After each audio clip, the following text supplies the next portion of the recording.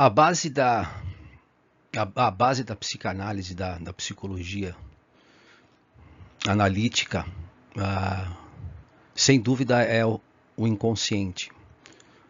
O inconsciente é o ponto heurístico onde todo o sistema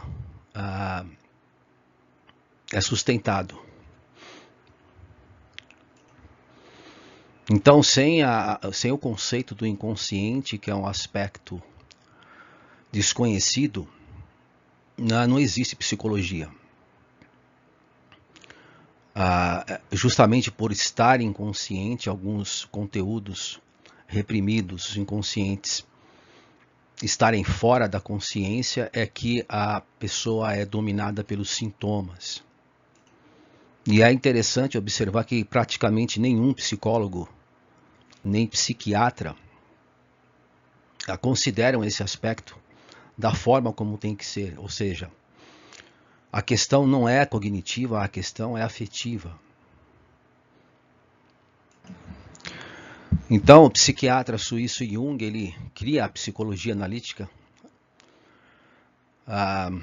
totalmente fazendo uma referência aos escritos, aos textos de Nietzsche e Goethe, porque são os dois autores alemães que trazem à luz essa questão do inconsciente, do aspecto reprimido e ameaçador do inconsciente.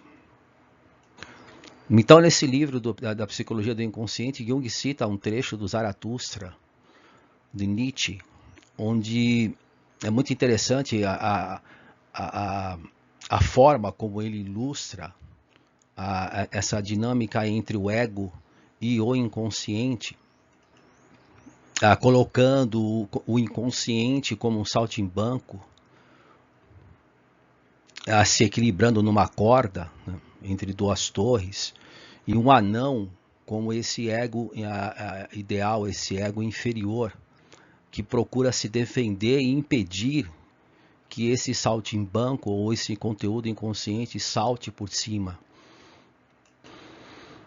E quando ele escreve ali que a sua alma vai morrer antes do corpo, justamente essa referência da intenção do inconsciente, que é causar a ruptura das conexões, investimentos afetivos, vamos dizer assim.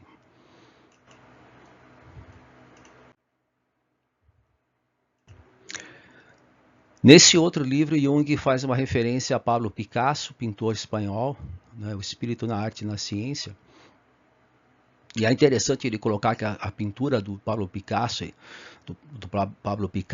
na verdade é uma fusão, uma síntese desses dois elementos, o inconsciente com o aspecto consciente. Seria na psicanálise do Freud, Eros e Thanatos, pulsão de vida, pulsão de morte. E é interessante a definição que ele coloca: existem apenas dois grupos, basicamente dois grupos, né, que são os neuróticos e esquizofrênicos. No neurótico existe a presença afetiva que perturba, né, que incomoda, e na questão da esquizofrenia aparece absolutamente ausente essa associação entre pensamento e afeto, o que não acontece com o neurótico.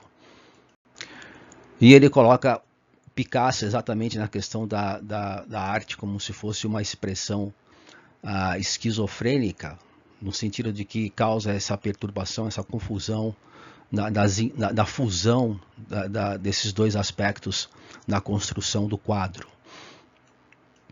Então é interessante ter visualizar a questão dessa forma, como o ego, servindo a Eros, ele causa essas associações, e o fator inconsciente tenta a todo instante irromper, invadir a consciência, destruindo, né, o objetivo do inconsciente é justamente causar a ruptura, a cisão, a destruição das conexões afetivas, justamente por esse motivo que o inconsciente deve ser rechaçado e reprimido.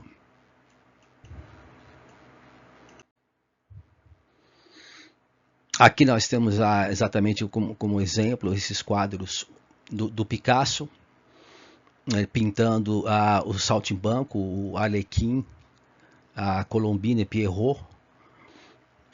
E é interessante o significado desses aspectos, desse aspecto que ele coloca no quadro. O Arlequim, na verdade, é justamente a representação dessas pulsões inconscientes que tenta subtrair e roubar a destruição, na verdade, da conexão entre o Pierrot e a Colombina. Então, a Colombina é a representação da alma, do aspecto afetivo, e, no caso, o Arlequim e Pierrot, eles travam um embate, um combate, disputando o amor da Colombina.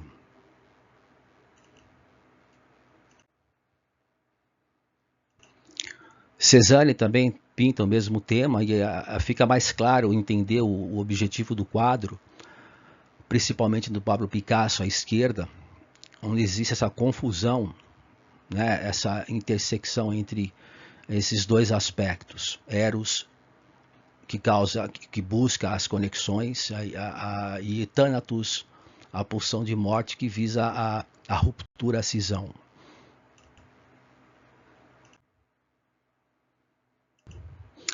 Então, existe essa tendência da balança ficar oscilando entre essas duas pulsões, esses dois aspectos, sendo que um tenta a todo momento neutralizar a ação do outro.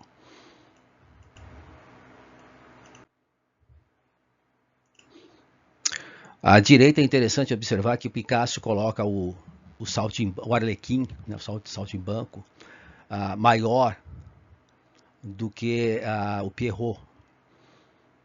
Justamente porque essas pulsões inconscientes sempre vão buscar uma forma de prevalecer e romper e perturbar, né, a percepção que a pessoa cria de si mesma.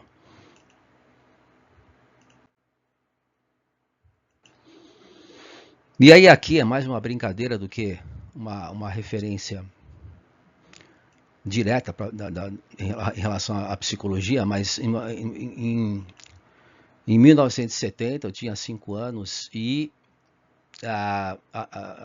meu pai trabalhava para o Banco Lar brasileiro, o Chase Manhattan Bank, e todo final de ano havia festas, Natal, para os filhos dos funcionários.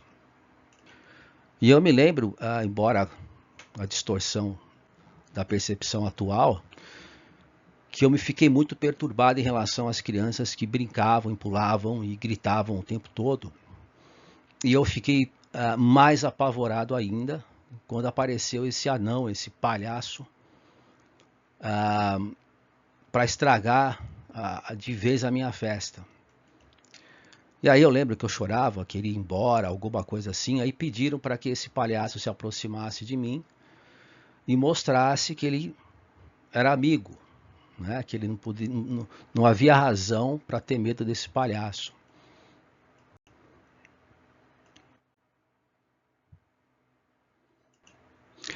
Aí, em certo momento, eu tinha que tirar a foto das crianças. E adivinha quem estava do meu lado ali, exatamente ao meu lado? O palhaço.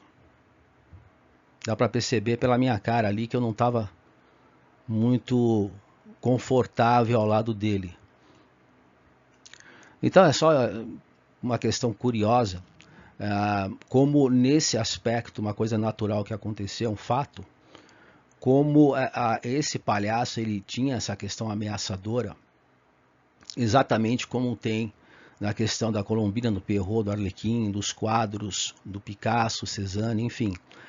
Como esses elementos aparecem naturalmente e é fácil observar desde que você tenha uma referência teórica e uma compreensão do funcionamento, o mecanismo do aparelho mental.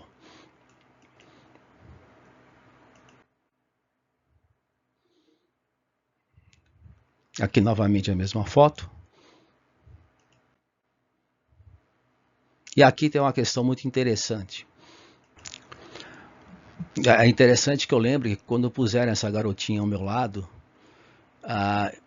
eu tive uma percepção mais, uma sensação mais de alívio, justamente porque o palhaço, né, o Arlequim, aquele que causa a castração, a ameaça das pulsões inconscientes, se encontrava exatamente ao meu lado, atrás de mim.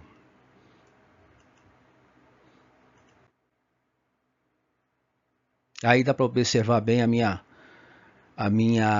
a satisfação de ter uma companhia mais agradável, vamos dizer assim.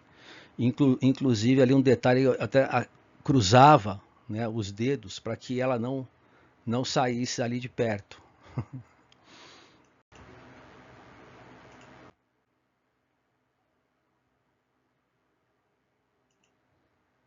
Enfim, muita coincidência esse palhaço ficar exatamente atrás de mim, no momento de tirar a foto.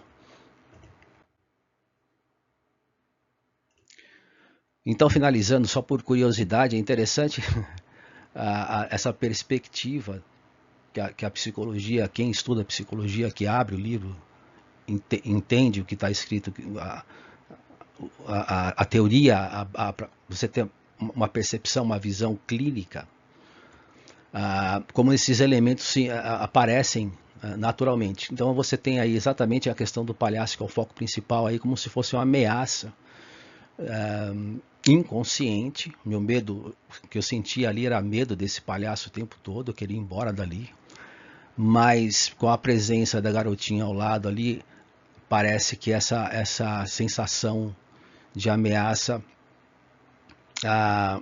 tinha tido um alívio ali naquele momento em relação à referência do palhaço, que seria, no caso, o Arlequim, né, o saltimbanco, aquele que Jung cita, que salta por cima do anão, e aí exatamente um anão, disputando então a alma, a referência do contato com a alma. No caso aqui havia um laço e uma ameaça inconsciente da ruptura desse laço de alguma forma. Isso aí é a psicologia analítica do psiquiatra suíço Jung.